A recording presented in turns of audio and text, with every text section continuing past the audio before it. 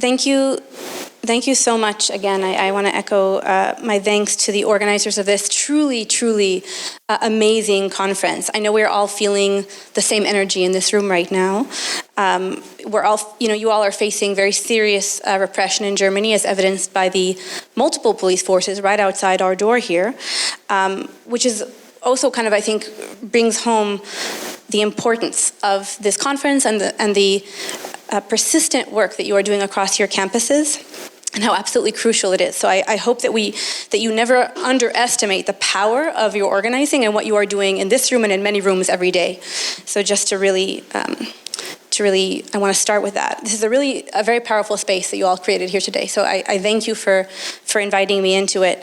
And attending the panels, hearing these other brilliant scholars and organizers throughout the other panels today, speaking with so many of you, I'm really energized. And thank you, Baldeep, for the invitation and for moderating. And of course, I'm always honored to be in conversation with Dr. Kato, who I've learned so much from for many years. So I'm just keeping my computer open because I want to be mindful of time. I really want this to be conversational. I want to make sure we have enough time to discuss together. But we've heard from Dr. Kato now about scholasticide, about Israel's decimation of Palestinian higher education, and also about the role of Palestinian education and Palestinian students and educators in the Palestinian liberation struggle. And so what I want to offer for us as a sort of point of, as a starting point for this last conversation for today, I really just want to offer two, I want to collectively consider two questions, really. And so the first is why the academic boycott remains urgent and central to our organizing efforts across our campuses. So I think this is a big question that we're all going to have over multiple days. And the second is how we understand the terrain in which we are mobilizing for academic boycott in the Western University. So I'll begin with the first. Scholasticide, as Dr. Kato illuminated, is a long-standing practice, right, of the Zionist movement and the Israeli state. It goes back, over 100 years. But of course, it reached new peaks with the destruction of every university in Gaza. And what is important to understand about scholasticide, I think, for the purpose of this conversation, is that it is not only a project of the Israeli state, the Israeli military industries, right? It is a project that is directly and materially facilitated by Israeli universities. And so, as Palestinian scholars, activists, civil society groups have taught us for over 2 decades now, right? Since PACB's first call in 2004, Israeli universities are a pillar of Israeli racial rule. Israeli institutions of higher education have always been and remain settler universities. This means that they are embedded in the infrastructure that sustains the Israeli society as a settler society. And, Sai spoke about this earlier. To maintain the settler state, right, we've heard about this, in the previous panel, settlers must continually reassert their exclusive claim to the land. And this is a project that does not only require particular labor, economic, arrangements, it also requires narrative and intellectual scaffolding. And this is where universities come in, right? In the case of the Israeli state, settler state, universities serve as foundational institutions to legitimize the eliminatory project of the Palestinian people and the apartheid rule that it has established over many decades. Israeli universities produce expertise to internally sustain the Israeli settler state, but also, crucially, to sustain its international standing, to undermine global efforts to hold it to account. And over the last 2 years in particular, they have served as active agents in this escalated genocide. And so I want to just speak to three, because we're short on time, aspects of this imbrication of Israeli universities in Israeli colonial violence. So the first, I think, worth mentioning is academic training. All Israeli public universities offer their facilities and their faculty and expertise for Israeli military training, and they really advance the career development of soldiers, security state personnel, Shin Bet, the police, all of the apparatuses that actually enforce apartheid and colonial rule, right? They go through the university system. And for soldiers in particular, this is a program called Atuda, which is Hebrew for academic reserve. So these are specialized degree granting programs that were developed expressly to offer the Israeli military a cadre of highly specialized, highly skilled soldiers amidst what otherwise we must remember is just uneducated high school seniors, right? And so this is the university role in the training of labor is really important here. At Tel Aviv University, soldiers are currently enrolled in a degree program called Erez to become officers in combat units, including those sent to Gaza. Hebrew University currently trains intelligence corps soldiers through the degree program Chavatzalot, through which soldiers are offered linguistic and regional expertise to aid in the military rule, and since 2023, in the creation of target banks, what Israel calls target banks in Gaza. Which leads me to the second, which is weapons development. Perhaps obvious, and I know that many of us here are thinking about this, but still worth mentioning.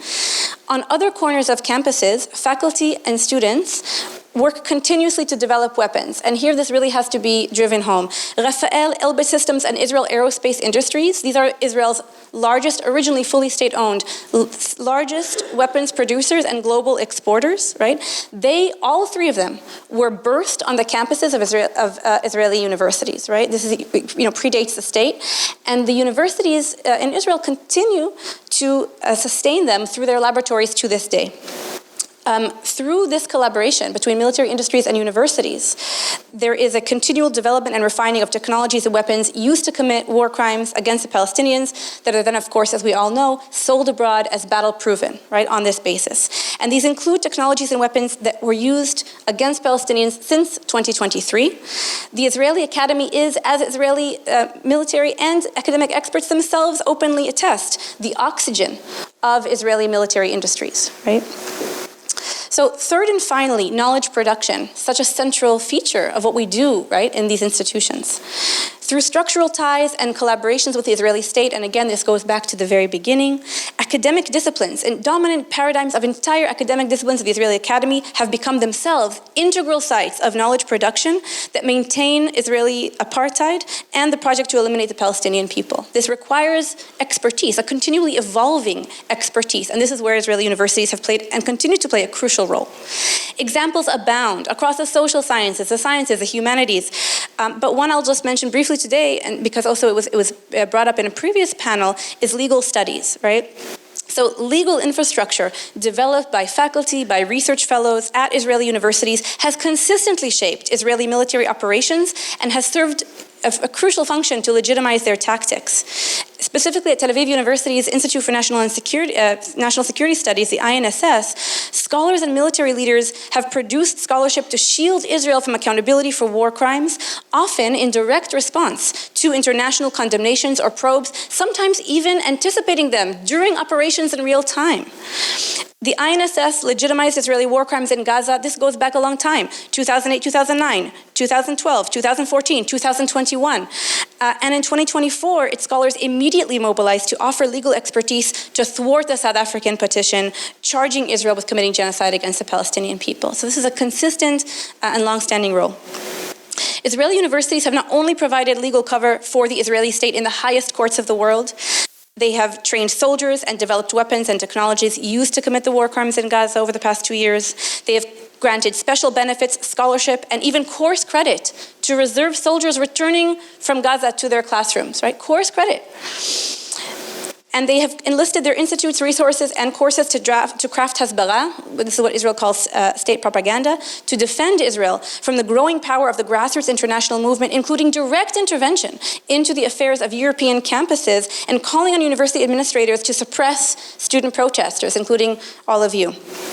So Israeli universities, it bears repeating, are active participants in genocide. And as our universities across North America and Europe, particularly in Germany, fund, legitimize, and collaborate with Israeli universities, our own institutions become directly complicit in apartheid, in genocide. Through the academic boycott, we can hold our own universities accountable and pursue an immediate end to their active participation in these crimes against the Palestinian people and humanity itself. So that is my first question that I want us to think about. And this leads me to my second question, which is, what conditions do we face when we organize for the academic boycott in Europe? We have to be very clear-eyed about this. So I would broadly characterize barriers to implementing the academic boycott at this juncture into two. structural and material barriers on one hand, and cultural and affective barriers on the other. And I think it's important to attune to this difference because they require different political education, different campaigns, different tactics to address these different barriers. So I want to begin with the structural and material barriers. In our organizing, we are facing our own imperial universities, right? Built with the spoils of colonization and the slave trade, continually fueled by the military industries that enforce the Euro-American imperial world order. So it is natural, of course, that our universities would align themselves with Israeli institutions of higher learning.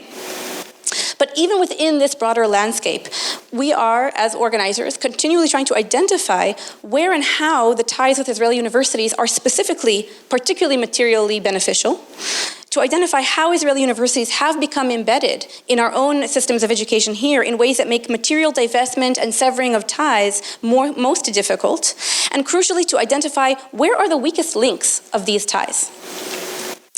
The Israeli Academy is deeply embedded in the Western university system. I know you have all witnessed this and experienced it firsthand in your organizing.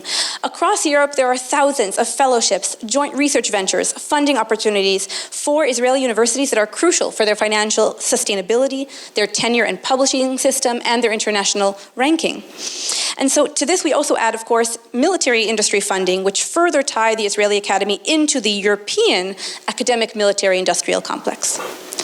So in this context, it's hard to overstate the importance of Horizon Europe in sustaining the Israeli university system. After its renewal in 2020, Israel received over 1.1 billion euros in Horizon grants. Israel received more Horizon funds for its complicit universities on average than any European country, including Germany, France, the Netherlands, the list goes on. Horizon Europe has been referred to as the oxygen pipeline of the Israeli Academy, without which it would collapse, simply put. So this is why PACB has run a long-standing campaign, against that targets Horizon Europe funding, and why many of us in this room and across Europe are working on this campaign. Everywhere we are, we face, though, distinct barriers and also distinct openings for effective intervention, which is why this kind of material power mapping is so important. And for anyone who has not already read the truly excellent reports produced by student groups in this room across many universities, please do so now, because they are really a model for how to do this kind of power mapping. So I commend the students who have worked on this. Just phenomenal, phenomenal work.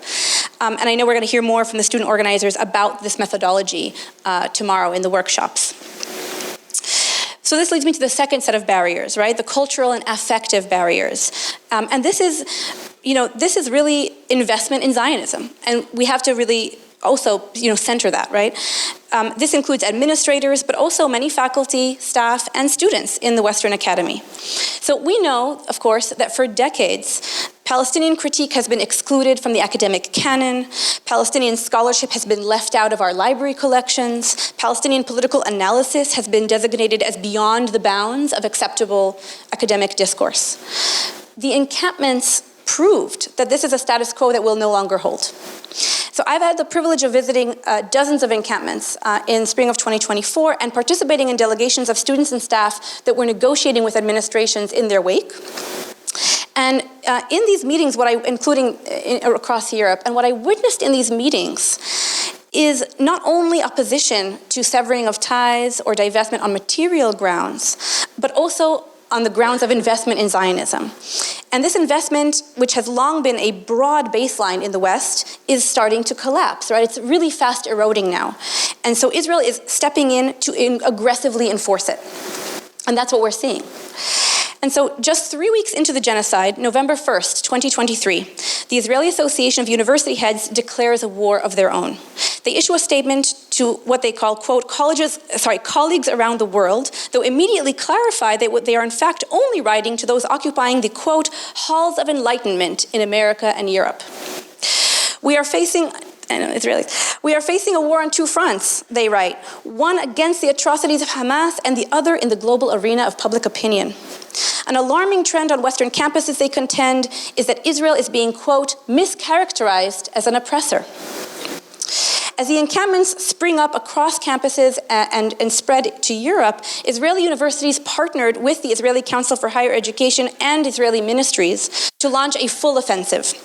A hotline run by Israeli universities in conjunction with think tanks and state agencies was established, where scholars were encouraged to report incidents of boycott.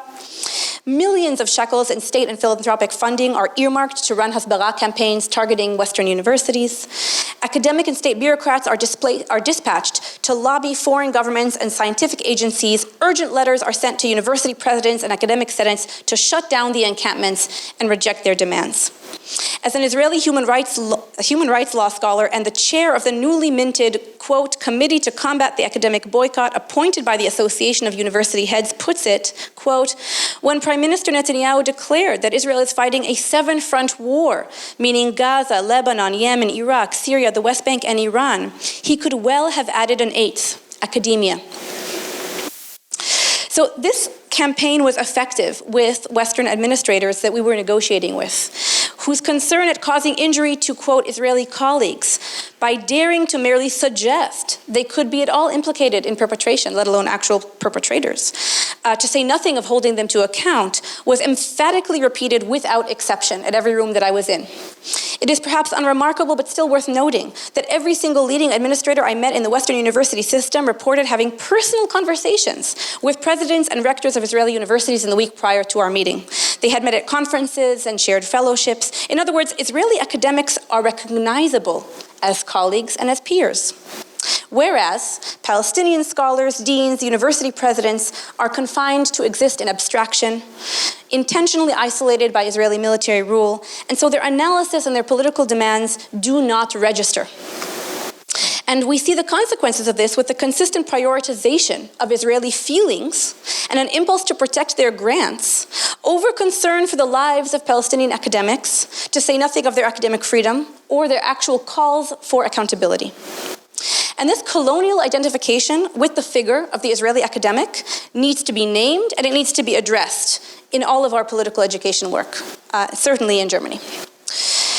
But it is also too easy, I think, to lay the blame at the feet of university administrators alone, because the colonial culture of our institutions, including enduring investment in Zionism, are sustained by many. It is urgent for all of us, students, faculty, staff, to rethink the ways we inhabit and navigate the work in our own university. Who do we write for? Who do we write to? Who are we accountable to, both within and outside our campuses? Insisting on this question and turning the critical gaze inward allows us, I think, to see the ruptures inherent to the university as it exists today, as Dr. Cato illuminated so clearly. These contradictions are precisely what the encampments laid bare. And the student movement has powerfully shown us how we might exploit these ruptures as opportunities for permanent interruption and for radically imagining our universities anew. So I want to end with the words of our colleagues at Birzeit University Union of University Professors and Employees in a letter they penned to all of us last April. Universities are now battlefronts worldwide, as we witness the counter-revolutionary forces of fascist rage targeting the minds and bodies that refuse to adhere to the bloody world order of white supremacy and the forced ignorance of imperialism. It has never been more true than now. All freedom-seeking people of the world, all voices of righteous humanity, and all of us who covet knowledge in pursuit of freedom are in this together. We are truly all Palestinians now. No one is free until Palestine is free. Thank you.